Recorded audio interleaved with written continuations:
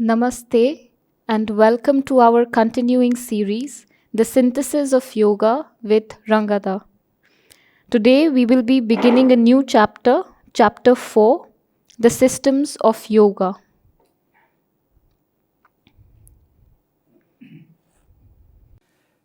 The systems of yoga.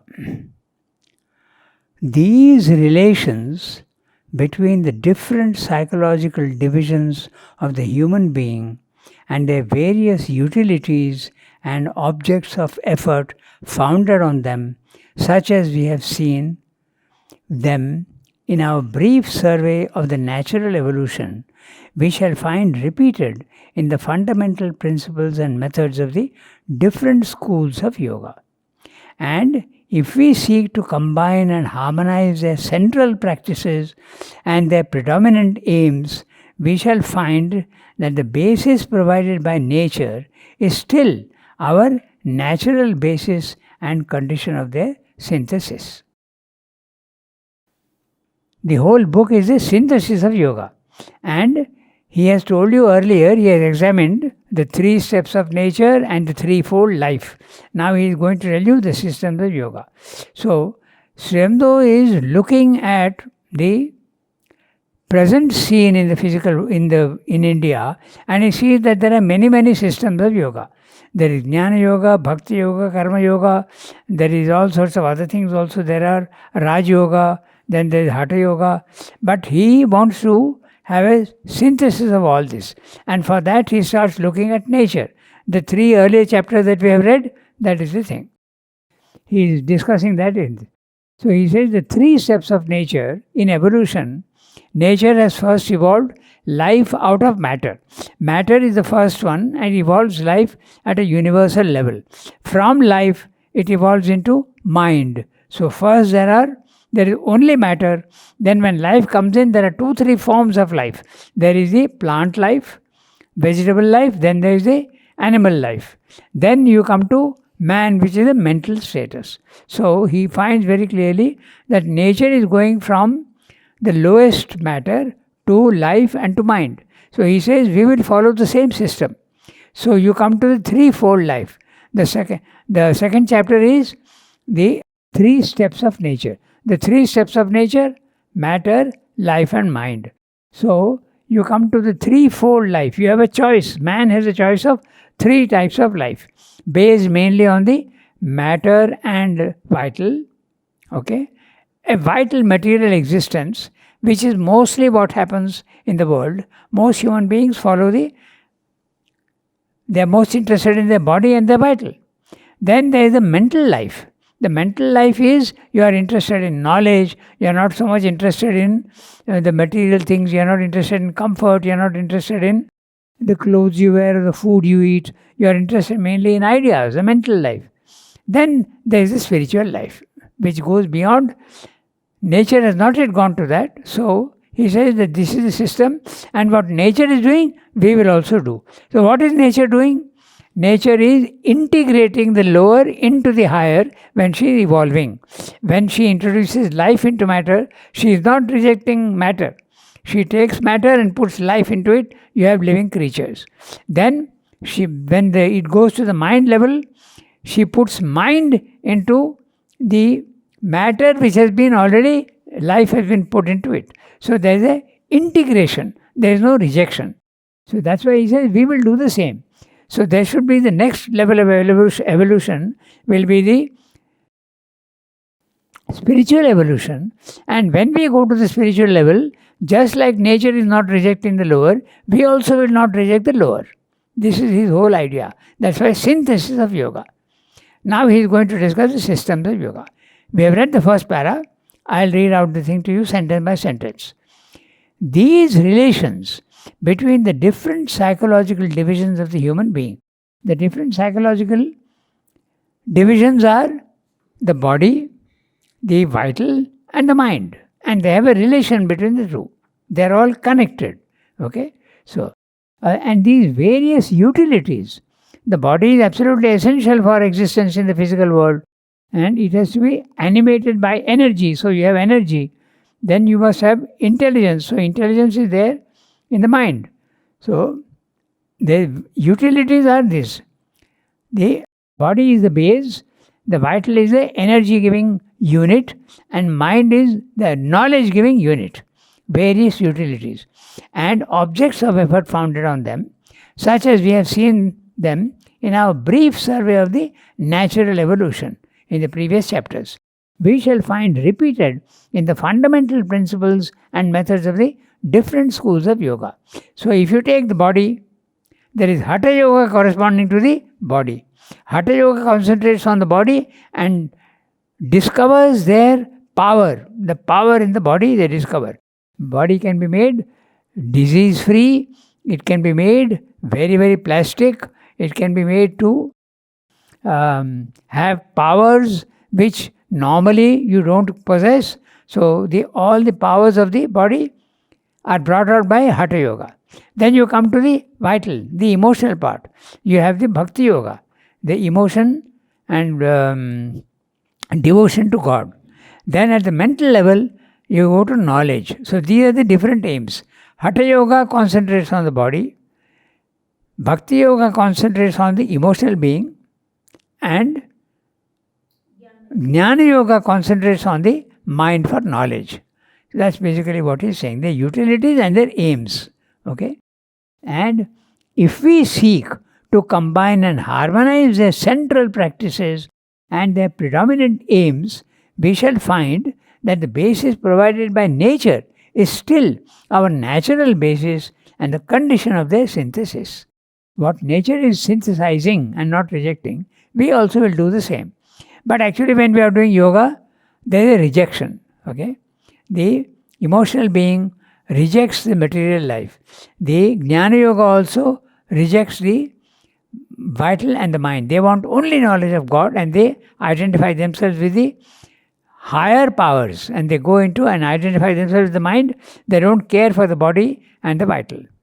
So, but he says we will follow nature. And nature, what is she doing? Integrating and not rejecting. Okay? So, we go to the next para. In one respect, yoga exceeds the normal operation of cosmic nature and climbs beyond her. For the aim of the Universal Mother is to embrace the divine in her own play and creations and there to realize it. But in the highest flights of yoga, she reaches beyond herself and realizes the divine in itself, exceeding the universe and even standing apart from the cosmic play. Therefore, by some it is supposed that this is not only the highest but also the one true or exclusively preferable object of yoga. So, is he talking about the transcendent aspect? Is he talking about the transcendent aspect of the mother here? Yeah, we'll discuss that. Yeah, transcendent, but not absolute transcendent. It's the cosmic level also. Okay. So what he's saying is, when man is doing yoga, he loses his identification with body, mind, life and raises his consciousness to the second level, the spiritual planes of consciousness. And when you go there, what have you done? You have exceeded nature. You have gone beyond nature, which is a transcendent consciousness. Okay? But nature is doing something else. She is evolving. Yoga is going out of body, mind, life and going up. So she is escaping from nature and going up. Yoga.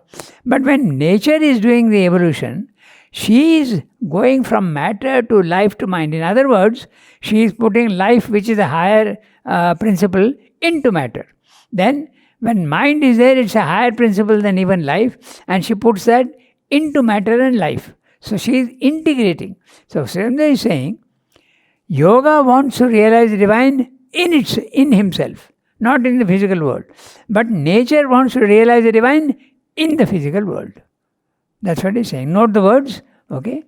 I'm reading the sentence again. It will be clear to you. For the aim of the Universal Mother, nature, is to embrace the divine in her own play and creations. Nature is creating a play. She is going on playing with all the forms and the forms that she is creating. What are the creations of nature?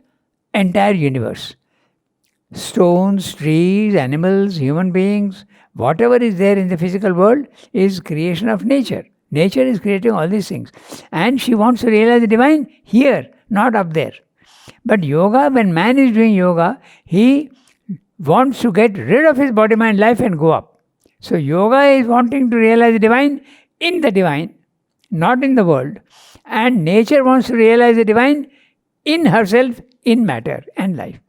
This is what he's saying. Clear? So, therefore he says, by some, not by everybody, but by the Jnana Yogi and also by the Bhakti Yoga, very often they think that the body, mind, life is impossible to deal with. It is very, very imperfect and very, very perverse and very, very rigid and dense. We can do nothing with it. We reject it and go to the higher levels of consciousness where we merge with the divine. So, he is saying, therefore by some. But the some, we can also tell you that it is the Buddhists also who do that. It is the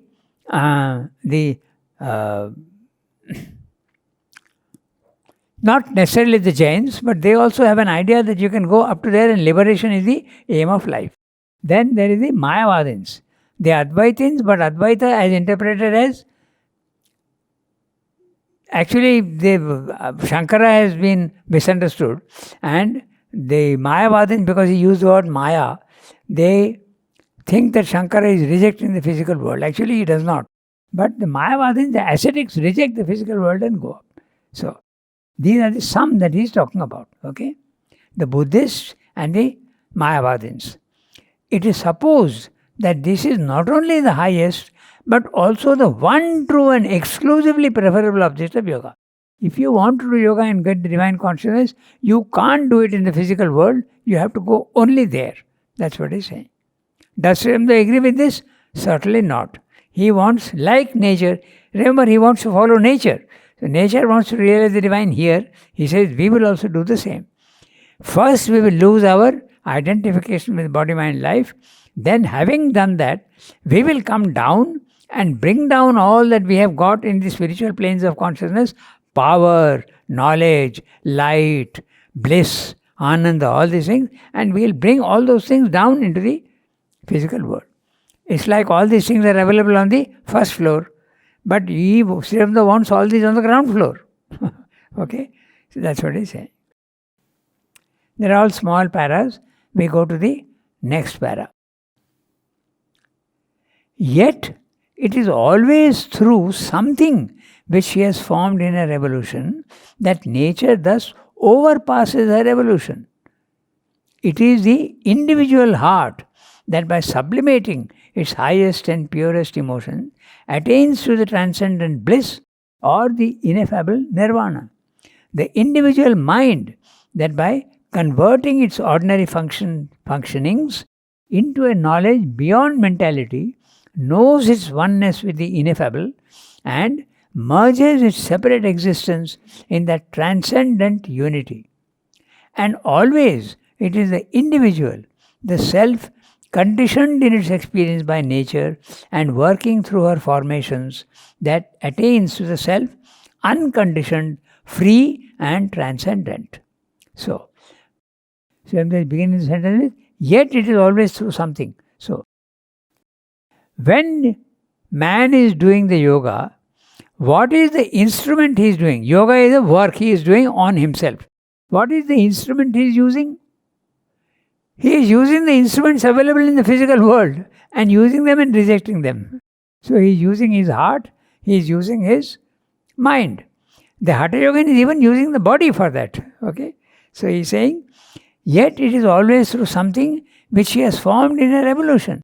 What has nature formed in her evolution? She has formed matter, she has formed life, and she has formed mind.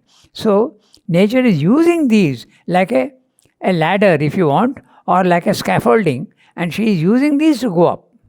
Okay? That's what Sri Aurobindo is saying. It is always through something which she has formed in her evolution, body, mind, life, that nature thus overpasses her evolution. Whatever she has been able to do in her evolution, she is going beyond that, using the instruments available in the lower levels. It is the individual heart that by sublimating its highest and purest emotion. Where is the individual heart? It's in the individual, the human being. Okay? There is a universal plane of the vital prana. But Srimad is saying it is the individual mind which is the instrument used by the yogi, that by sublimating its highest and purest emotions attains to the transcendent bliss or the ineffable nirvana. The ineffable nirvana. Nirvana is an absolute peace and calm and quiet where you are not disturbed in any way. You have gone to a level where nothing can disturb you. Your peace is absolutely unshakable. And it is, but you can't speak about it because it is featureless. There are no features at all. Neither color, nor shape, nor size, nor anything. You can't describe it in any way. Ineffable, you can't put it into words. Okay? So, the individual heart, you turn it devotion and love towards the divine. Then he is talking of the individual mind now. The individual mind that by converting its ordinary functionings into a knowledge beyond mentality knows its oneness with the ineffable and merges its separate existence in that transcendent unity. Let's look at the sentence carefully. The individual mind. Your individual mind is a small formation of the universal mind. Okay? So you are using that for getting knowledge. The real knowledge is not available to the individual mind, so you have to go beyond the mind. But you have to make the mind, you have to concentrate. Concentration is the way to go beyond the individual mind. The individual mind that by converting its ordinary functionings. What are the ordinary functionings of individual mind? Thoughts. So, you have to convert your ordinary thoughts into a knowledge beyond mentality. You have to go to a level which is above the mind. How do you do that? By silencing the mind. Okay? Can we say the mind of reason? The mind of? Reason. Yes, that's right. The mind has several levels, but the reason is the highest level. Yeah. Pure mind also, Srimdo calls it reason. Okay? Rationality, he calls it many things. That which is not affected by the vital and the body. That which is on which no influence is possible from the vital or the body. Okay? The individual mind that by converting its ordinary functionings into a knowledge beyond mentality knows its oneness with the ineffable. In other words, when you take your consciousness out of the body and the vital and the mind and the consciousness goes out, you are becoming one with the ineffable. You become one with the self. Okay? That's what he's saying. The self is ineffable. You can't speak about it in any way. Nirvana is a condition you get when you go to the self. Okay? And what is the self? The self is a condition of consciousness where you are not identified with your body, mind, life, and you are in a vastness and a peace and calm, and you realize that you have always existed before. That's why it is infinite and eternal. That consciousness does not change. It is immutable, no movement at all, static, and it's infinite, eternal, and immutable and featureless. No features at all. That's a self. But it's absolutely real. That is so real that the physical world seems to be unreal. Okay? So, and you realize your unity with the oneness. You have a cosmic consciousness. The cosmic consciousness is, at our level, our consciousness is trapped in the body-mind life. We think that this is what we are. We are the body, we are the mind and the vital. But when you raise your consciousness out of your body-mind life and go to the self, the identification with body-mind life ceases and you become the universal. Your consciousness expands beyond the body and includes the whole universe. That then you realize your oneness. You realize your unity with the transcendent, which is ineffable, which can't be spoken of. Okay? So, and always it's the individual, the self, conditioned in its experience by nature and working through our formations that aims to the self, unconditioned, free and transcendent. So, you have a body, you have a vital, and you have a mind. This is what we are normally identified with, and this is what we think we are. But the consciousness can go out of this house, if you want, of your body and go out into the self, which is one step above the mind. And when you go there, how do you go there? You are using instruments of the body, vital, and the mind, and you are going up. You are using it as a scaffolding and going up.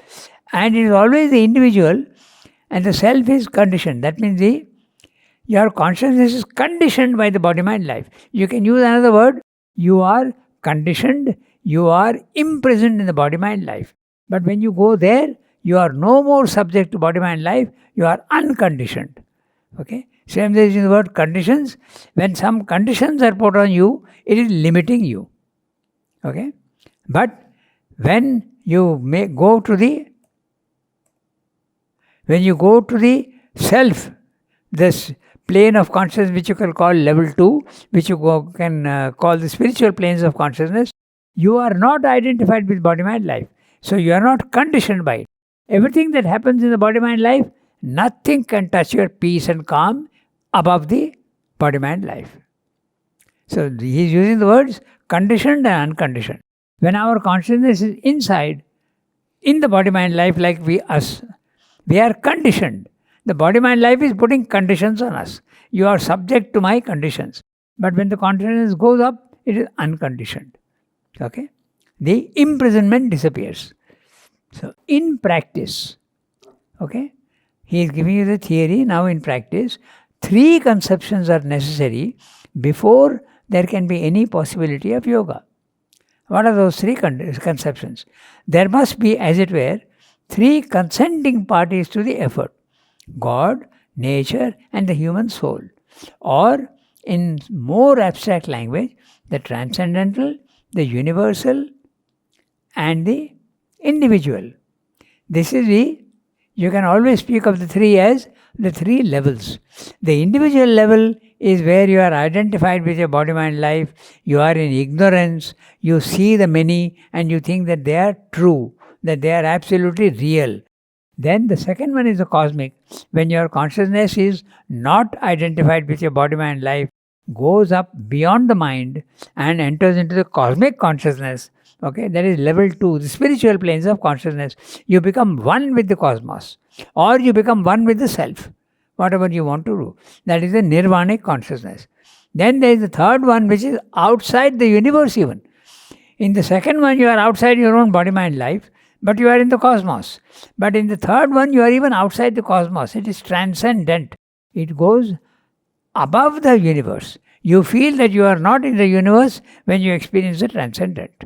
Okay, so in practice, 3 conceptions are necessary before there can be any possibility of yoga. There must be, as it were, 3 consenting parties to the effort: God, who is the highest, nature, which is below. God creates nature, and nature creates the human being. Okay, so God, nature, and the human soul, or in more abstract language, the transcendent, the highest level, the universal, second level, and the individual, the lowest level. Okay, and the individual can include not only human beings, but even a stone is an individual formation of matter. Even an insect is an individual formation. So these are all the individuals. The individuals you can equate with the many. When you go to the second level, you are more conscious of the oneness. Okay, because you become one with everything in the cosmic consciousness. I am not discussing the cosmic consciousness because it is not there. Srimda is not discussing it. He may discuss it later on. Okay, so. But the cosmic consciousness basically is you feel one with the cosmos. There are 2 ways of experiencing the cosmic consciousness. One, you feel everything is inside you. Your consciousness expands and everything inside you. At our level, inside me is my thoughts and my emotions. I understand them. But in the cosmic consciousness, the whole cosmos is in you. You understand everything there in the cosmos. I can see other people's thoughts. I will be able to see other people's emotions. I will be able to understand their pain and their suffering and all. I can identify myself with everything in the universe. So that is the level 2. But level 3, the transcendent, you are even outside the universe. It's only God. God before manifestation. At the transcendent level, there is no manifestation, there is no universe, only God exists. Okay? That's what he's talking, these 3 levels. Okay? Now, if the individual and nature are left to themselves, the one is bound to the other and unable to exceed appreciably her lingering march. Something transcendent is needed, free from her and greater, which will act upon us and her, attracting us upward to itself and securing from her by good grace or by force her consent to the individual ascension. The individual ascension is the yoga. Okay? And you are going up, but you need a third one to help you. You need God to help you. And you can do that in 2 ways. You can do that by grace, the divine grace, or you can do that by your own effort. Okay? There are 2 ways of doing it. By good grace or by effort. The Jnana Yoga is using his own concentration and his own effort. Okay? Like by force, does he mean tapas? Yes, that's what I'm saying. Okay. Tapas is the force. That means I concentrate. I use my own force. Whatever is available to me, I concentrate it and use it. And that is what the Tantric also is doing. Okay? But by grace, you are surrendering to the divine and asking him to do everything for you. So grace corresponds to surrender, which is the, according to Sri Aurobindo, the easier path. And the other one is by your own effort, which is much more difficult.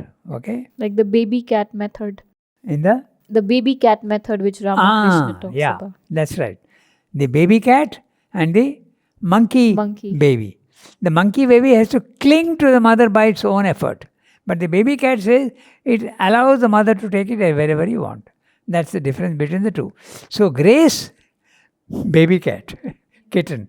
Force, monkey baby. Okay. So these 2 methods are there.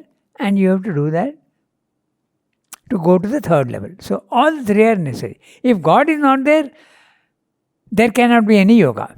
Because you will be in the universe and that's all. You are stuck with the universe and yourself. Yoga is not possible. You need something else which is pulling you up, helping you to go up. Okay? So it is this truth which makes necessary to every philosophy of yoga the conception of the Ishvara, Lord, Supreme Soul or Supreme Self, towards whom the effort is directed and who gives the illumining touch and the strength to attain. It is God who helps you to do that. Equally true is a complementary idea so often enforced by the yoga of devotion that as the transcendent is necessary to the individual and sought after by him, so also the individual is necessary in a sense to the transcendent and sought after by it. If the bhakta seeks and yearns after Bhagavan, Bhagavan also seeks and yearns after the bhakta. There's a footnote, we'll read the footnote afterwards. There can be no yoga of knowledge without a human seeker of the knowledge, the supreme subject of knowledge and the divine use of the individual by the individual of the universal faculties of knowledge. So no yoga of devotion without the human God lover, the supreme object of love and delight and the supreme use by the individual of the universal faculties of spiritual, emotional and aesthetic enjoyment.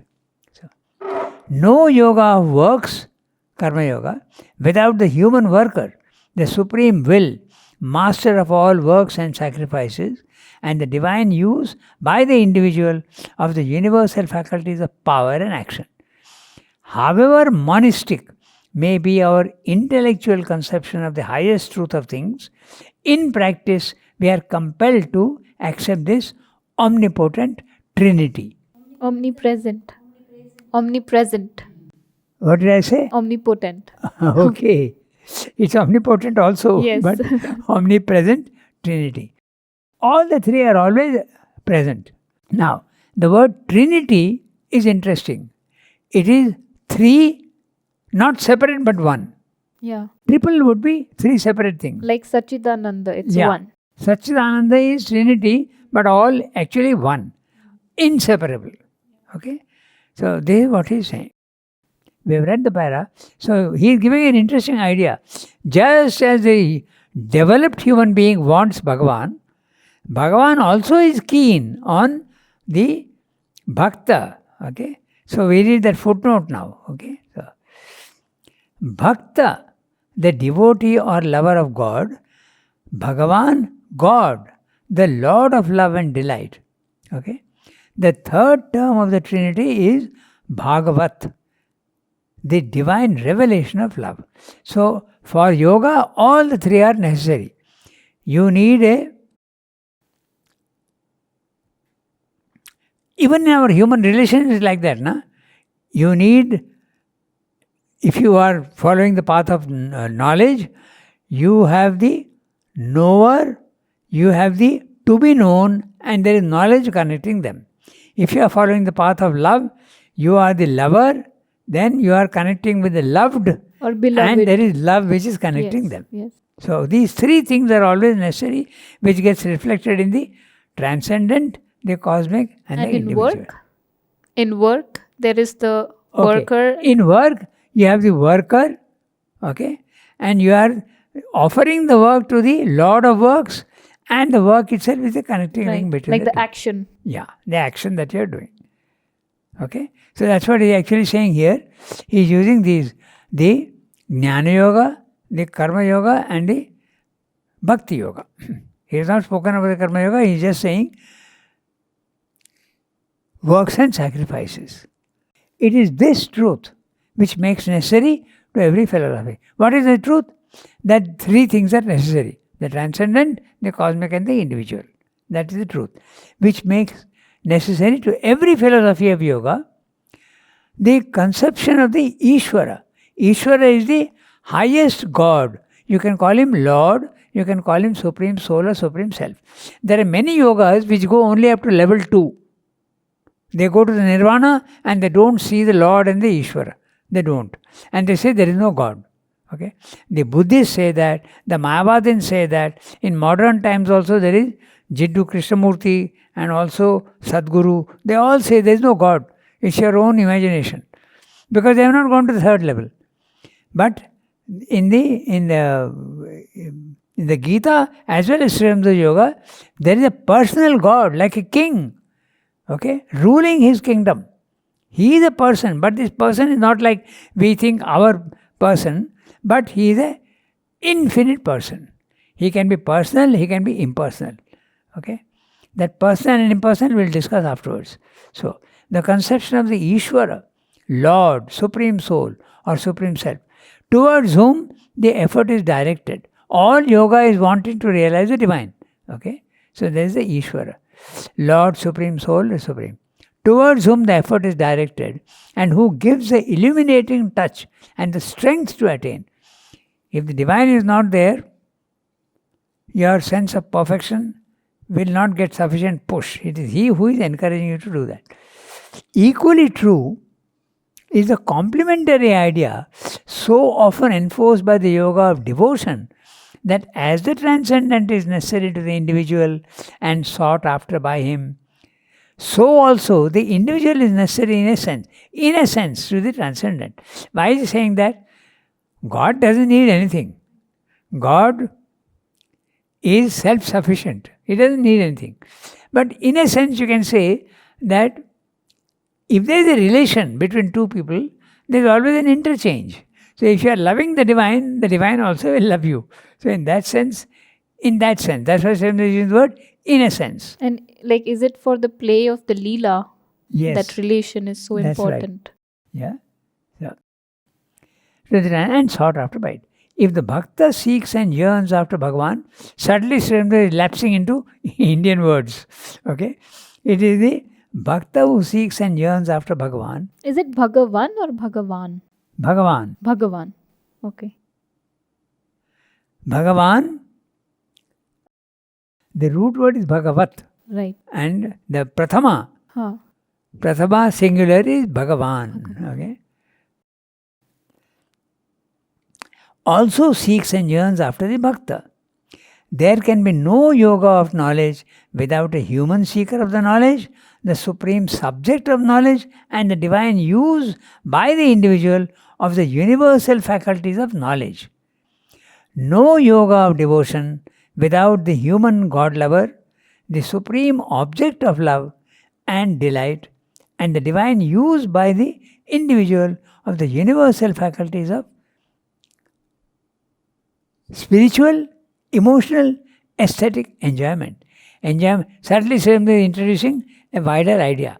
Enjoyment can be spiritual, it can be emotional, it can even be aesthetic. Like in Kalidasa, in Essays and Translation, Sri Aurobindo talks about this fact where in Kalidasa's poetry, he uses the senses also as a means to realize the divine. That's and right. that's the beauty of our Indian culture where nothing is rejected. That's right.